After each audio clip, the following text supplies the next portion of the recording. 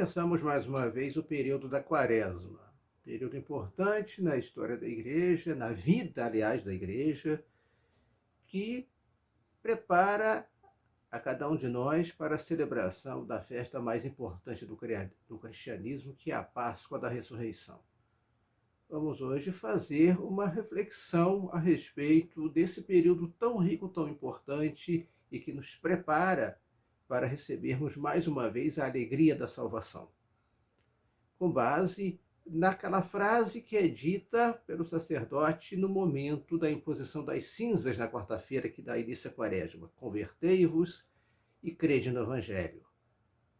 Será que estamos realmente no caminho da conversão?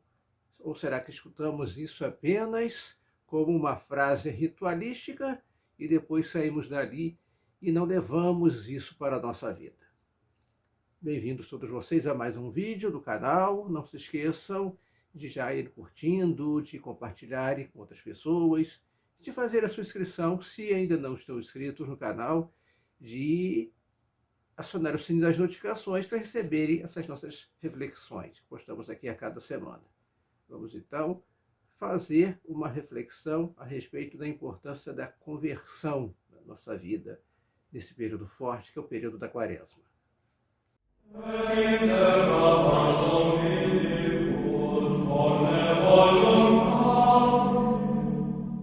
Na verdade, duas frases podem ser utilizadas na quarta-feira de cinzas. A tradicional, que era unicamente usada antes da reforma litúrgica: lembra-te que és pó e ao pó voltarás, que tem um significado profundo exatamente nesse dia em que nos lembramos da nossa finitude, da necessidade de lembrarmos sempre do que é chamado na igreja dos nossos novíssimos, todos aqueles fatos futuros pelos quais iremos passar. E o que são esses novíssimos? A morte, julgamento, o juízo, inferno ou o paraíso. Inclusive, vários santos chegavam a afirmar que, para que não pequemos mais, bastava nos lembrar dos nossos novíssimos, sabendo cada um de nós que iremos passar um dia pela transição deste mundo para o outro, mas não temos certeza do nosso destino futuro. Não podemos dizer, afirmar com certeza, vou diretamente para o paraíso, ou será que algo na minha vida ainda me prende a este mundo e eu preciso purificar-me disso ainda? Ou pior, o meu destino futuro não é a salvação. Isso cada um de nós deve considerar na sua vida, na sua caminhada de conversão, principalmente nesse período da Quaresma, na qual a segunda frase que passou a ser utilizada após a reforma litúrgica, a passagem bíblica, aliás, é exatamente aquela frase que Jesus dá início ao seu ministério: convertei-vos e crede no Evangelho. Há uma necessidade muito grande de conversão na nossa vida, de volta para Deus. Aliás, é esse o destino do cristão, essa é a caminhada do cristão, uma conversão constante. Ninguém pode afirmar com certeza que já está totalmente convertido. A conversão é um caminho, não é um fim. O fim virá depois, quando nos encontrarmos com Deus, ou não. E é necessário que preparemos esse encontro exatamente nessa nossa caminhada, e principalmente nesse período da Quaresma, lembrando-nos sempre dessa mensagem de Jesus que é repetida a cada ano na quarta-feira de cinzas: convertei-vos e crede no Evangelho. A Quaresma é um período que começa a ser celebrado lá por volta do século IV, como uma festa instituída na vida da igreja. No entanto, os cristãos primitivos, nesse período que hoje nós chamamos de Quaresma, vem do latim quadragésima, significa 40 dias, lembrando os 40 dias do dilúvio, os 40 dias que o povo judeu esteve no deserto, os 40 dias que Jesus também esteve no deserto preparando-se para a sua missão. Então, foi criado o termo exatamente para designar que também nós nos preparamos para a festa da Páscoa. E na igreja primitiva, apesar de não existir a palavra, o período da Quaresma era o tempo já de preparação dos catecúmenos que iriam receber o batismo na vigília pascal. o sábado santo, uma vez por ano apenas isso. Depois, obviamente, com as transformações que vieram com o tempo, a evolução do próprio sentido litúrgico das festas litúrgicas, isso foi se transformando. Ainda existe a possibilidade, sim, de haver batizados na vigília pascal, mas o batismo foi estendido a qualquer época da igreja. E a quaresma se transformou no que ela é hoje, mas ainda é o período por excelência de preparação também para o batismo. É o período de preparação para o nosso renascer em Cristo. Aliás, o batismo é exatamente essa imersão no mistério da paixão, morte e ressurreição de Jesus Cristo. Nós fomos imersos com ele na sua morte e renascemos através da sua ressurreição.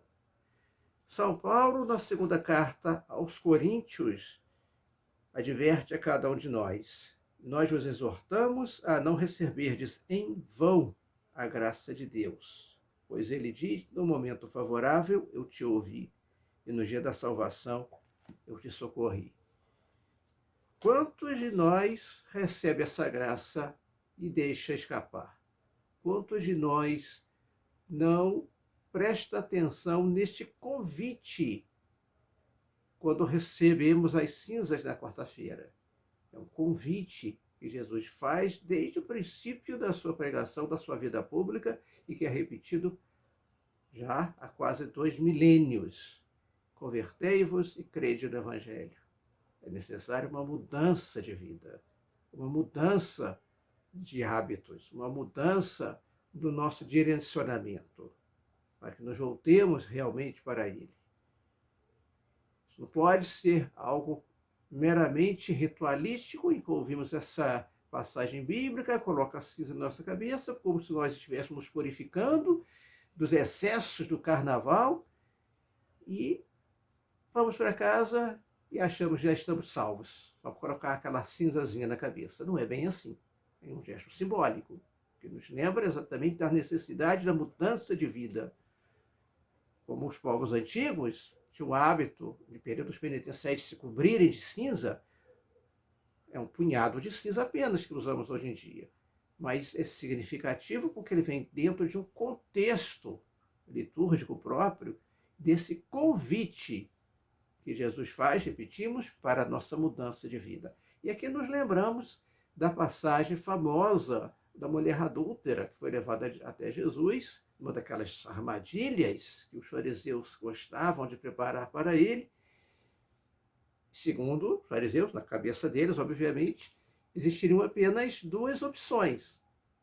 Ou Jesus condenaria a mulher, e ele seria acusado de não ser misericordioso, como ele pregava, misericórdia, ou ele absolvia aquela mulher e era acusado de descumprir a lei de Moisés, porque a lei de Moisés era clara. Falava estritamente que as mulheres adúlteras deveriam ser apedrejadas. No entanto, o comportamento de Jesus saiu fora de tudo o que os fariseus poderiam esperar. Ele se inclinou e começou a escrever na terra. O que Jesus escrevia na terra? Ninguém sabe. Ninguém pode imaginar. Mas, no exercício mental, numa leitura que eu fiz de algum bom tempo atrás, um autor chegou a imaginar algo possível.